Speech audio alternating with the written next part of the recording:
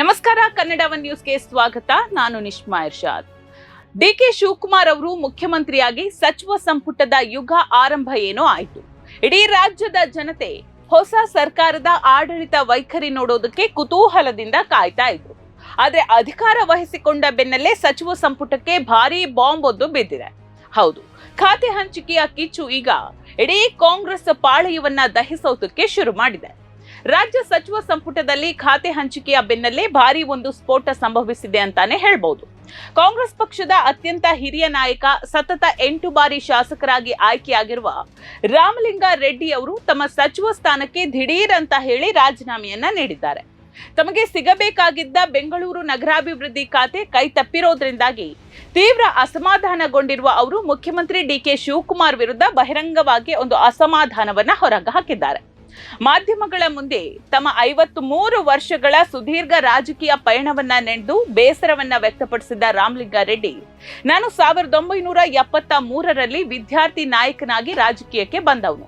1985ರಿಂದ 9 ಬಾರಿ ಸ್ಪರ್ಧಿಸಿ ಸತತ 8 ಬಾರಿ ಜಯನಗರ ಮತ್ತು ಬಿಟಿಎಂ ಲೇಔಟ್ನಿಂದ ಶಾಸಕನಾಗಿದ್ದೇನೆ. ವೀರಪ್ಪ ಮೊಯ್ಲಿ, ಎಸ್.ಎಂ. ಕೃಷ್ಣ, ಧರಮ್ ಸಿಂಗ್ ಹಾಗೂ ಸಿದ್ದರಾಮಯ್ಯ ಅವರ 2 ಅವಧಿಯಲ್ಲೂ ಕೂಡ ಸಚಿವನಾಗಿ ಕೆಲಸ ಮಾಡಿದ್ದೇನೆ. ಆದ್ರೆ ನಾನು ಯಾವತ್ತೂ ಇಂತಹದ್ದೇ ಖಾತೆ ಬೇಕು ಅಂತ ಯಾವುದೇ ಸಿಎಂನ ಬಳಿ ಹೋಗಿ ಕೈ ಚಾಚಿ ಕೇಳಿರ್ಲಿಲ್ಲ ಅಂತ ತಮ್ಮ ಅಳಲನ್ನ ತೋಡ್ಕೊಂಡಿದ್ದಾರೆ. ಅಷ್ಟಕ್ಕೂ ರಾಮಲಿಂಗಾರೆಡ್ಡಿ ಅವರ ಸಿಟ್ಟಿನ ಅಸಲಿ ಕಾರಣ ಏನ್ ಗೊತ್ತಾ? ಹಿಂದೆ ಸಿದ್ದರಾಮಯ್ಯ ಅವರು ಕರೆದು ಮಂತ್ರಿ ಮಾಡಿದಾಗ್ಲೂ ಅವರು ಡಿಮ್ಯಾಂಡ್ ಮಾಡಿರ್ಲಿಲ್ವಂತೆ, ನಂಗೆ ಇದೇ ಬೇಕು ಅದೇ ಬೇಕು ಅಂತ.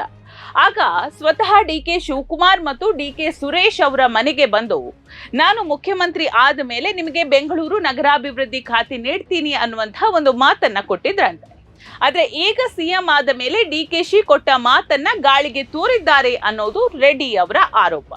ನನಗೆ ಖಾತೆಗಿಂತ ನನ್ನ ಆತ್ಮಗೌರವ ಮುಖ್ಯ ಅನ್ನುತ್ತಾ ರೆಡ್ಡಿ ಅವರು ರಾಜೀನಾಮೆಯ ಪತ್ರವನ್ನ ನೀಡಿದ್ದಾರೆ. ಡಿಕೆ ಶಿವಕುಮಾರ್ ಅವರಿಗೆ ತಲುಪಿಸಿದ್ದಾರೆ. ರಾಮಲಿಂಗಾರೆಡ್ಡಿ ಅವರಿಗೆ ಬೆಂಗಳೂರು ಕೊಡುವ ಬದಲು ಹೈಕಮಾಂಡ್ ಜಲಸಂಪನ್ಮೂಲ ಇಲಾಖೆಯನ್ನ ನೀಡಿದೆ. ಇದಕ್ಕೆ ರೆಡ್ಡಿ ನೀಡ್ತಾ ಇರುವ ಕಾರಣ ಕೂಡ ತರ್ಕಬದ್ಧವಾಗಿದೆ. ನಾನು ಹುಟ್ಟಿ ಬೆಳೆದಿದ್ದು ಬೆಂಗಳೂರಿನ ಸಮಸ್ಯೆಗಳ ಸಂಪೂರ್ಣ ಜ್ಞಾನ ನನಗಿದೆ. ನಾನು ರೈತರ ಜೊತೆ ಓಡಾಡಿಲ್ಲ. ಕಾವೇರಿ ಹಾಗೂ ಮೇಕೆದಾಟು ಕಾನೂನು ಸಂಘರ್ಷಗಳ ಬಗ್ಗೆ ನನಗೆ ಜ್ಞಾನ ಇಲ್ವೇ ಇಲ್ಲ. ಇಂತಹ ಇಲಾಖೆ ನನಗೆ ಕೊಟ್ರೆ ನಾನು ಅದನ್ನ ಹೇಗೆ ನಿಭಾಯಿಸ್ಲಿ, ಹೇಗೆ ಕೆಲಸ ಮಾಡ್ಕೊಂಡು ಹೋಗ್ಲಿ ಅನ್ನೋದು ರಾಮಲಿಂಗಾರೆಡ್ಡಿ ಅವರ ಪ್ರಶ್ನೆ. ಆದ್ರೆ ಸರ್ಕಾರ ಬಿಬಿಎಂಪಿ ಚುನಾವಣೆಯನ್ನ ಗೆಲ್ಲುವ ಏಕೈಕ ಉದ್ದೇಶದಿಂದ ಕೃಷ್ಣ ಬೈರೇಗೌಡರಿಗೆ ಬೆಂಗಳೂರು ಉಸ್ತುವಾರಿಯನ್ನ ನೀಡಿದೆ. ಇಲ್ಲಿ ಯೋಚನೆ ಮಾಡಬೇಕಾದ ವಿಚಾರ ಏನಂತ ಹೇಳಿದ್ರೆ, ಬಿಬಿಎಂಪಿ ಚುನಾವಣೆ ಹತ್ತಿರ ಬರ್ತಾ ಇದ್ದಾಗ ಬೆಂಗಳೂರು ನಗರಾಭಿವೃದ್ಧಿ ಇಲಾಖೆ ಯಾರ ಕೈಯಲ್ಲಿದ್ರೆ ಇಡೀ ಸಿಟಿಯ ಫಂಡಿಂಗ್ ಮತ್ತು ಪವರ್ ಮ್ಯಾನೇಜ್ ಮಾಡಬಹುದು ಅನ್ನೋದು ಡಿಕೆ ಶಿವಕುಮಾರ್ ಅವರಿಗೆ ಚೆನ್ನಾಗೇ ಗೊತ್ತಿದೆ.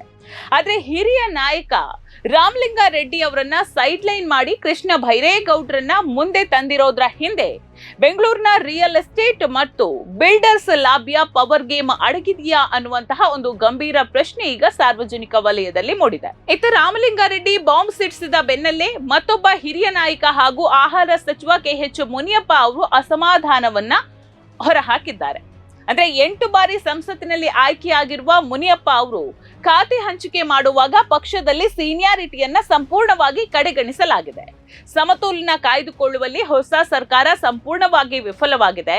ಪಕ್ಷ ತಾಯಿಯ ಸಮಾನ, ಎಲ್ಲಾ ಮಕ್ಕಳನ್ನ ಒಂದೇ ರೀತಿ ನೋಡಬೇಕು.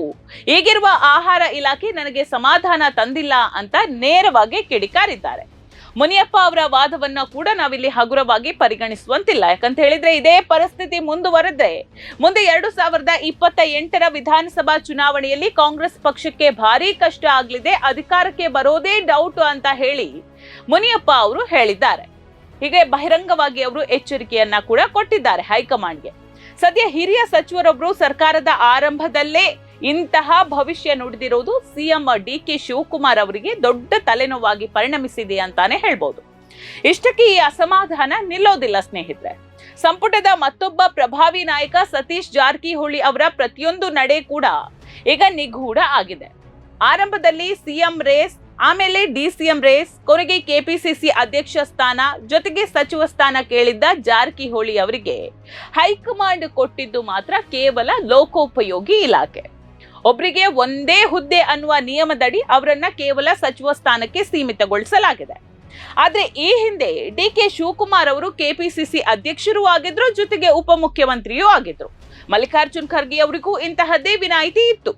ಆದ್ರೆ ಜಾರಕಿಹೊಳಿ ಅವರಿಗೆ ಮಾತ್ರ ಹೈಕಮಾಂಡ್ ಈ ನಿಯಮದ ಪಾಠ ಮಾಡ್ತಾ ಇರೋದು ಬೆಳಗಾವಿ ನಾಯಕರನ್ನ ತುಳಿಯುವ ತಂತ್ರವಾ ಅನ್ನುವಂತಹ ಒಂದು ಮಾತು ಈಗ ಕೇಳಿ ಬರ್ತಾ ಇದೆ. ಇದರ ಹಿಂದೆ ದೊಡ್ಡದೊಂದು ಕ್ಯಾಂಪ್ ರಾಜಕೀಯ ಅಡಗಿದೆ ಅಂತಾನೂ ಹೇಳಲಾಗ್ತಾ ಇದೆ. ಒಂದ್ ಕಾಲದಲ್ಲಿ ಸಿದ್ದರಾಮಯ್ಯ ಅವರ ಪರಮ ಆಪ್ತರಾಗಿದ್ದ ಸತೀಶ್ ಜಾರಕಿಹೊಳಿ ಇತ್ತೀಚಿನ ದಿನಗಳಲ್ಲಿ ಡಿಕೆ ಶಿವಕುಮಾರ್ ಕ್ಯಾಂಪ್ನ ಕಡೆ ವಾಲಿ ಸಿದ್ದರಾಮಯ್ಯ ಅವರ ಕೆಂಗಣ್ಣಿಗೂ ಕೂಡ ಗುರಿಯಾಗಿದ್ರು ಅನ್ನುವ ಮಾತಿದೆ. ಇದೇ ಕಾರಣಕ್ಕೆ ಡಿಸಿಎಂ ಸ್ಥಾನಕ್ಕಾಗಿ ಸಿದ್ದರಾಮಯ್ಯನವರು ಜಿ ಪರಮೇಶ್ವರ್ ಪರ ಬ್ಯಾಟಿಂಗ್ ಮಾಡಿದ್ರೆ ಹೊರತು ಜಾರಕಿಹೊಳಿ ಪರ ನಿಲ್ಲಿಲ್ಲ. ಸತೀಶ್ ಜಾರಕಿಹೊಳಿ ಅವರು ಸಿದ್ದರಾಮಯ್ಯ ಅವರ ಕ್ಯಾಂಪ್ ಬಿಟ್ಟು ಡಿಕೆಶಿ ಜೊತೆ ಗುರುತಿಸಿಕೊಂಡಿದ್ದಕ್ಕೆ ಸಿದ್ದರಾಮಯ್ಯನವರು ಸೈಲೆಂಟ್ ಆಗಿ ರಿವೆಂಜ್ ತಗೊಂಡ್ರ ಹಾಗಾದ್ರೆ? ಅಂದ್ರೆ ಸಂಪುಟದ ಒಳಗೆ ಈಗಲೂ ಸಿದ್ದರಾಮಯ್ಯ ಮತ್ತು ಡಿಕೆಶಿ ಬಣಗಳ ನಡುವೆ ಕೋಲ್ಡ್ ವಾರ್ ನಡೀತಿದೆ ಅನ್ನೋದಕ್ಕೆ ಇದೊಂದು ಸಾಕ್ಷಿ ಅಂತಾನೆ ಹೇಳ್ಬೋದಲ್ವಾ? ಇನ್ನು ಮುಸ್ಲಿಂ ನಾಯಕರ ಅಸಮಾಧಾನ ಮತ್ತು ಜಮೀರ್ ಅಹ್ಮದ್ ಕಥೆಯಂತೂ ಕೇಳೋದೇ ಬೇಡ ಬಿಡಿ. ಡಿಸಿಎಂ ಆಗಬೇಕು ಅನ್ನುವಂತಹ ಕನಸು ಕಾಣ್ತಿದ್ದ ಜಮೀರ್ಗೆ ಇತ್ತೀಚೆಗೆ ಲೀಕ್ ಆದ ಒಂದು ಹಳೆಯ ಆಡಿಯೋ ಬಾಂಬ್ನಿಂದಾಗಿ ಸಚಿವ ಸ್ಥಾನ ಪಡೆಯೋದಕ್ಕೆ ಒದ್ದಾಡುವಂತಹ ಪರಿಸ್ಥಿತಿ ಬಂದ್ಬಿಟ್ಟು. ಕಾಂಗ್ರೆಸ್ ನಾಯಕರಿಗೆ ಈಗ ಆ ಆಡಿಯೋ ಸಿಕ್ಕಿದ್ದಲ್ಲ, ಆದ್ರೆ ಆ ಆಡಿಯೋ ಬಹಳ ಹಳೇದು. ಅಂದ್ರೆ ದಾವಣಗೆರೆ ಚುನಾವಣೆಯ ಸಂದರ್ಭದಲ್ಲಿ ಸಿಕ್ಕಿರುವಂತಹ ಆಡಿಯೋ. ಜಮೀರ್ ಮಂತ್ರಿಯಾಗುವ ನಿಖರ ಸಂದರ್ಭದಲ್ಲೇ ಅದನ್ನ ರಿಲೀಸ್ ಮಾಡಿದ್ಯಾರು ಹಾಗಾದ್ರೆ? ಅಲ್ಪಸಂಖ್ಯಾತ ಕೋಟಾದಲ್ಲಿ ಜಮೀರ್ರನ್ನ ಕಟ್ ಮಾಡಿ ಡಿಕೆಶಿ ಆಪ್ತ ಎನ್ಎ ಆರಿಸ್ ಹಾಗೂ ಆತನ ಪುತ್ರ ನಲಪಾಡ್ಗೆ ಹಾದಿ ಸುಗಮ ಮಾಡೋದಕ್ಕೆ ಸ್ವತಃ ಪಕ್ಷದವರೇ ಹೆಣೆದ ಚಕ್ರವ್ಯೂಹವೇ ಅನ್ನುವಂತಹ ಆಕ್ರೋಶ ಇದೀಗ ಮುಸ್ಲಿಂ ವಲಯದಲ್ಲೂ ಕೂಡ ಕೇಳಿ ಬರ್ತಾ ಇದೆ. ನೋಡಿ, ಹೊಸ ಸರ್ಕಾರ ಬಂದಾಗ ಜನಸಾಮಾನ್ಯರಿಗೆ ಒಳ್ಳೆಯ ಯೋಜನೆಗಳನ್ನ ಕೊಟ್ಟು ಗಮನ ಸೆಳೀಬೇಕಿತ್ತು. ಹೌದು, ಡಿಕೆ ಶಿವಕುಮಾರ್ ಅವರು ಮೊದಲು ಸಚಿವ ಸಂಪುಟದಲ್ಲೇ ಉಚಿತ ಬಸ್ ಪಾಸ್ ಅನ್ನ ಕೊಟ್ಟರು, ಸ್ಕಿಲ್ ಡೆವಲಪ್ಮೆಂಟ್ ನಂತಹ 6 ಪ್ರಮುಖ ಯೋಜನೆಗಳನ್ನ ಘೋಷಣೆ ಮಾಡಿದ್ರು. ಆದ್ರೆ ಒಂದೆಡೆ ಅಧಿಕಾರಿಗಳಿಗೆ ಗಡುವು ನೀಡಲಾಗ್ತಾ ಇದೆ, ಯೋಜನೆಗಳನ್ನ ಘೋಷಿಸಲಾಗ್ತಾ ಇದೆ.